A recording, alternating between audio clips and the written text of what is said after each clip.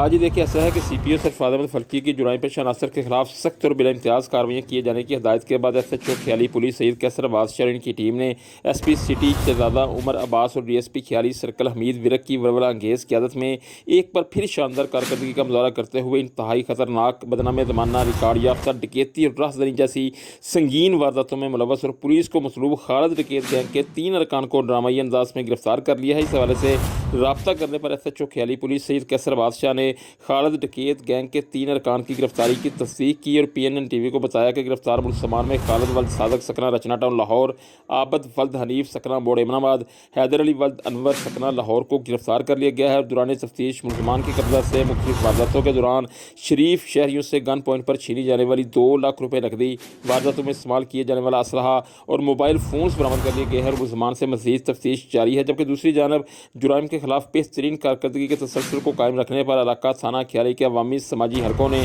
S H O کھیالی police سید کیسر بادشاہ اور ان کی ٹیم کو بھرپور خراج تحسین پیش کرتے ہوئے پولیس کے اعلیٰ افسران کا شکریہ ادا کیا ہے۔